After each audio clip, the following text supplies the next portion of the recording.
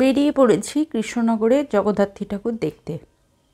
আজকে বেরোতে বেরোতে ভেবেছিলাম সন্ধেবেলা বেরোবো 8টার দিকে, কিন্তু একটু দেরিই হয়ে গেল, 9টা সাড়ে 9টা। অবশ্য এই পুজোটা সারা রাত্রিব্যাপী দেখা যায়। বুঝতেই পারছো, দুর্গা পুজো, জগদ্ধাত্রী পুজো এগুলো বিশেষভাবে রাত্রের লাইটের সাথে আরও ভালো লাগে। প্রথমে এই প্যান্ডেলটা আমাদের বাড়ি থেকে বেশ কিছুটা দূরে।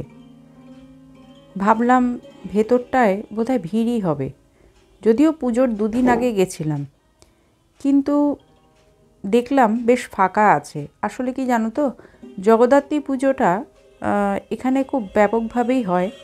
এটা খুব বিশেষ একটা পুজো কৃষ্ণনগরে মানা হয় এবং সেইভাবেই পুজোটা হয়ে আসছে। আমরা যখন গেছি এই প্যান্ডেলের ভেতরে, তখন দেখছিলাম একটা সুন্দর শাড়ি পরে মা জগদ্ধাত্রীকে সাজানো হয়েছে, কিন্তু কমপ্লিট হয়নি, বুঝতেই পারছো দেখে। কিন্তু তাতে কি, ভিড়টা তো কম।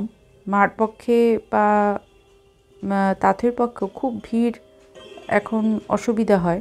যে কোনো বয়স্ক মানুষের পক্ষেই সেটা অসুবিধা হয়, কারণ হাঁটুর অবস্থাটা ভালো নেই। প্যান্ডেলের ভেতরটা বেশ সুন্দরভাবেই সাজানো এবং নতুন নতুন থিম দিয়ে এখন তো প্যান্ডেল হয়।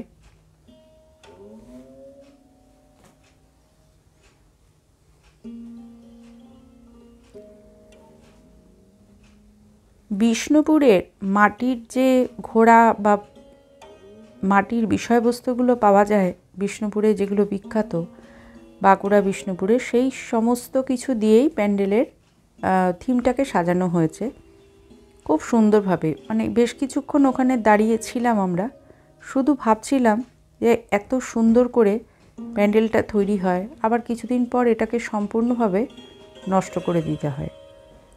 এরপরে এটা আমাদের কালীনগরের একটা পুজো। এই পুজোটাতেও অত ব্যাপকভাবে প্যান্ডেল সাজানো হয়নি ঠিকই, এটা একটা বারোয়ারি তলা বলতে পারো।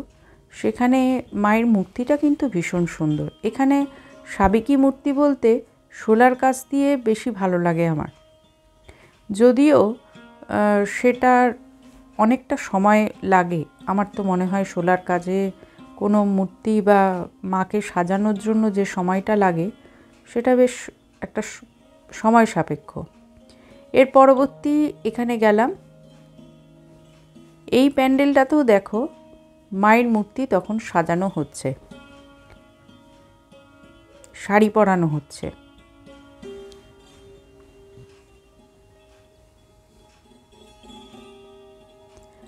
সাজানো অবস্থায় দেখতে ভালোই লাগে, কিন্তু সমস্যা একটাই, অত্যন্ত ভিড় হয়ে যায়।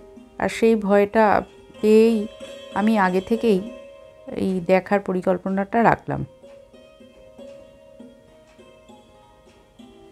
এটা কাশারিপাড়া বারোয়ারি। এরপরে গেলাম হচ্ছে একটু দূরে ঘূর্ণির দিকটা। তো আমাদের ওখান থেকে বেশ কিছুটা দূরে এখানে মা জগদ্ধাত্রীর একটা বিশাল মূর্তি সামনে রাখা হয়েছে। অনেকে দেখে হয়তো ভাবছো যে এটাই হয়তো জগদ্ধাত্রী ঠাকুর। না, এটা হচ্ছে প্যান্ডেলের বাইরেটা, মানে প্যান্ডেলটাকেই এইভাবে তৈরি করা হয়েছে, আর ভেতরে একটা সুন্দর ঠাকুর রয়েছে।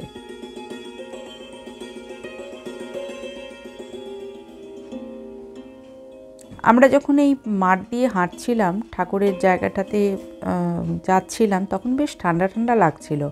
শীত তো প্রায় এসেই গেছে। এর পরের প্যান্ডেলটাতে মা নামতেই পারলো না, কারণ হচ্ছে আর পারছিল না হাঁটতে। আর আমি আর তাথই গেলাম। এটা খুব সুন্দর করেছে, মহাকাল একটা থিমকে নিয়ে করা হয়েছে, কিন্তু এত অদ্ভুত লাগছিল ভেতরে ঢুকে, যেন সত্যিই সেই জায়গায় উপস্থিত হয়েছি। দেখো এখানে শিব ঠাকুরের যে মূর্তিটা করা হয়েছে একদম যেন অরিজিনাল, আর লাইট টাইট দিয়ে সেই জায়গাতেই আমরা যেন প্রস্তুতভাবে প্রস্তুতির সাথে পৌঁছে গেছি। বিভিন্ন সাধু মহারাজ ওখানে বসে আছেন, ধ্যান করছেন, আর তার সাথে রয়েছে মন্দিরের সাজানোটা।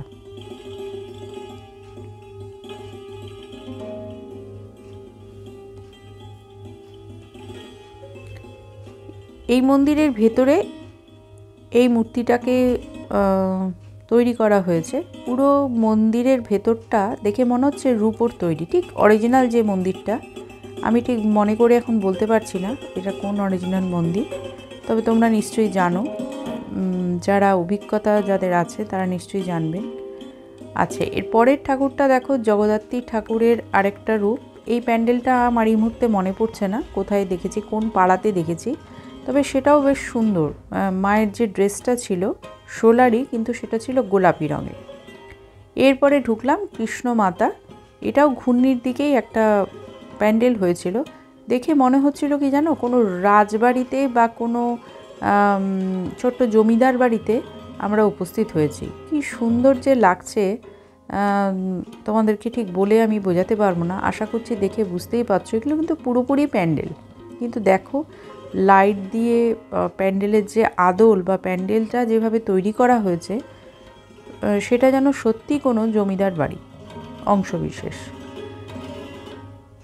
ঘুরে ঘুরে অনেকক্ষণ দেখলাম আমরা সবাই, এবং প্রত্যেকটা ঘর বা জানলা দিয়ে মনে হচ্ছে যেন ঢুকে যাই, এতটাই অরিজিনাল করেছে। তো ভেতরটাও দেখো, পরিবর্গার যেমন সেই কাঠগুলো হয় সেইভাবে করা হয়েছে।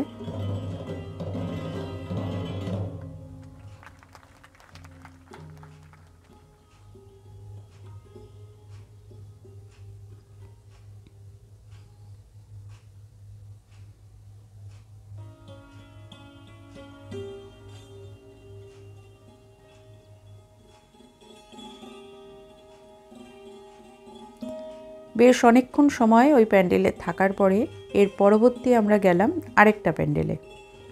এই প্যান্ডেলটাও দেখো কি যে সুন্দর, এটা অযোধ্যা রাম মন্দিরের আদলে তৈরি করা হয়েছে। প্রত্যেকটা বিষয়কে এত সুন্দরভাবে উপস্থাপিত করা হয়েছে। আরও অনেক প্যান্ডেল আছে দেখেছি, কিন্তু একসাথে সবটা একটা ব্লগে দেওয়া যাবে না। নেক্সট ব্লগে আবার নতুন কিছু প্যান্ডেলের সাথে আসছি।